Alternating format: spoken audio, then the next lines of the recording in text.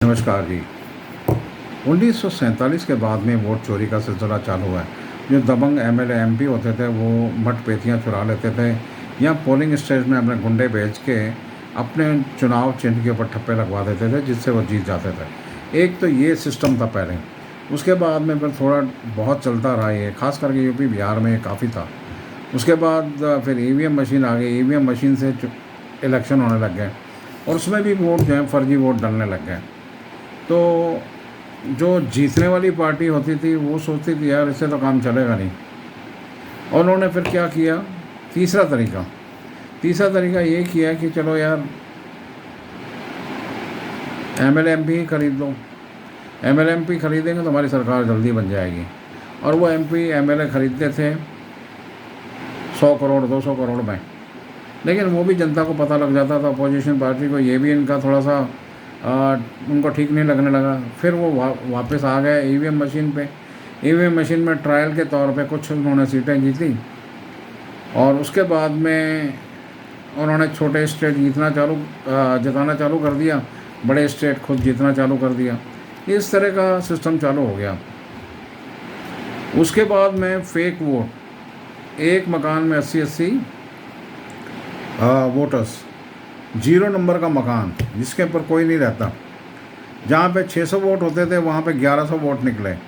मतलब पूरी हेरा फेरी, पूरी सेटिंग ये बीएलओ द्वारा बनाई गई है, क्योंकि बीएलओ के साथ पूरा एडमिनिस्ट्रेशन, डिस्ट्रिक्ट एडमिनिस्ट्रेशन मिला हुआ है और उनकी मिली भगत से और पॉलिटिशियन की मिली भगत से वोट चोरी होना और जो हारे हुए का जिताना, ये सारे सेटिंग है। ईवीएम मशीन से बहुत आराम से हो जाता है। और आप जब चंद्रमा पे आपका जो शटल है वो चल रहा है, उसको ठीक कर सकते हैं ज़मीन से, तो ईवीएम मशीन क्यों नहीं होगी? ठीक है जी। तो इस तरह का मतलब कि ये सिलसिला चला और मैंने आपको बताया 4-5 तरीके से चुनाव जीते जाते थे। पहले मतपेटियाँ चोरियाँ करते थे, गुंडागर्दी करते थे, स्टैंप लगा देते थे जाके पोलिंग स्टेशन में। उसके बाद ईवीएम मशीन आई, थोड़ी बहुत हेरा फेरी होने लग गई। उसके बाद एमपी एमएलए खरीदने लगे 100-200 करोड़ 200 करोड़ में। उससे भी थोड़ा सा उनको पता लगा यार ये बेइज्जती हो रही है लोगों को। फिर उन्होंने ईवीएम मशीन पे आ गए, थोड़ा ट्रायल के तौर पे कुछ सीटें जीती और अपने कुछ नेता जिताए और अपोजिशन पार्टी को छोटे स्टेट जितवा दिए, बड़े स्टेट खुद जीत गए। उन्होंने बोला यार ये तो सही काम है। उसके बाद में फिर उन्होंने अपना फर्जी वोट का चक्कर चालू कर दिया जो आज चल रहा है। फर्जी वोट, 1 नंबर पे 0 नंबर के मकान पे 100 वोट, जहाँ 600 वोट होने चाहिए वहाँ 1100 वोट। इस तरह के वोट, मतलब पूरा हेरा फेरी का सिस्टम चल रहा है इंडिया में।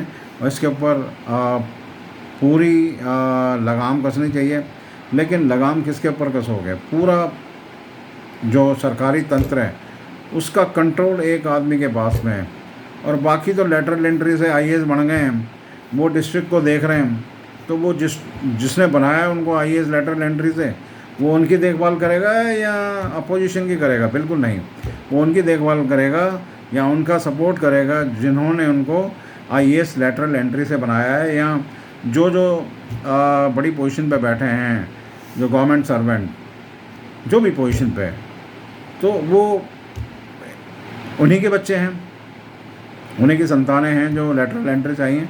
तो वो उसी सरकार का सपोर्ट करेंगे जिन्होंने उनको ये फ़ायदा दिया है। आपको पता है आईएएस बनने का मतलब है बहुत बड़ा बात, और बहुत बड़ी बात होने के साथ में बहुत कुछ है, बता नहीं सकता मैं आपको।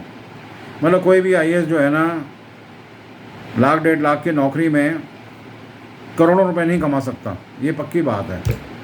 या सैकड़ों बीघा ज़मीन नहीं बना सकता, ये पक्की बात है। ये कैसे हो जाता है आप सोचिए। तो करप्शन के ऊपर कंट्रोल नहीं है इंडिया में, ना क्राइम के ऊपर कंट्रोल, ना ड्रग्स के ऊपर, ना ही कोई ऐसा बंदा है जो इसके ऊपर बोलने वाला। सबको अपनी कुर्सी चाहिए, अपोजिशन को भी चाहिए और जो हारे हुए हैं उनको भी कुर्सी चाहिए, पावर चाहिए, पैसा चाहिए। तो देश की बात कौन करेगा? देश की बात हम करेंगे। और जहाँ तक ज़रूरत पड़ेगी देश को हर समय हम खड़े होकर मदद करेंगे। हमें पैसे से मतलब नहीं है, मुझे पैसा नहीं चाहिए। देश मेरा सही सलामत रहे, मेरे देश की सेना मजबूत रहे, मेरे देश की मेडिकल सुविधाएं सही रहें, मेरे देश के नौजवानों को रोज़गार टाइम पे मिले और देश के हर नागरिक की सुरक्षा हो, सेफ्टी हो उसके अधिकारों की रक्षा हो, ये चाहिए मुझे, किसी और कुछ नहीं चाहिए। पर ऐसा कोई भी नेता नहीं है जो ऐसी बात करे। बड़े शर्म की बात है, दुख की बात है, कोई भी ऐसा नेता नहीं है जो इस तरह की बात करे।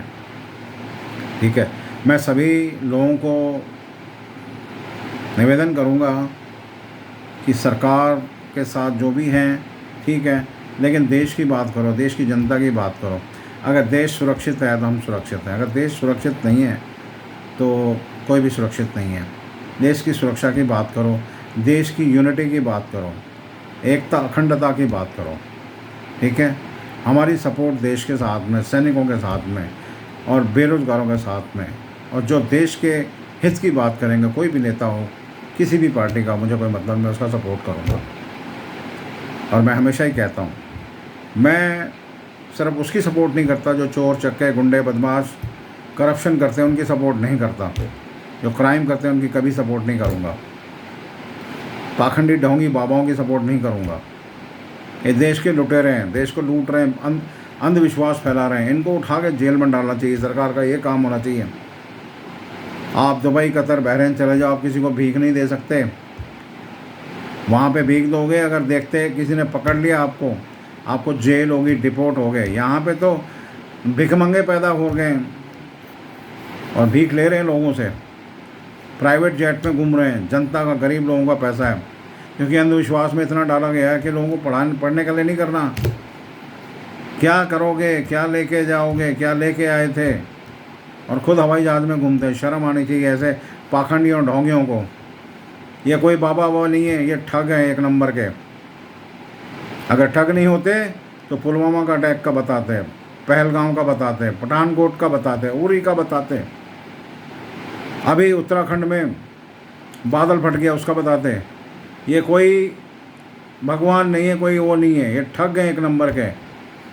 सीसीटीवी कैमरा लगा रखा है, उसके ज़रिए ये ब्लूटूथ लगा के लोगों की बातें सुनते हैं, उसके बाद में बुलाते हैं उसी आदमी को। ठीक है, ये ठग हैं एक नंबर के, इनसे दूर रहिए। धन्यवाद।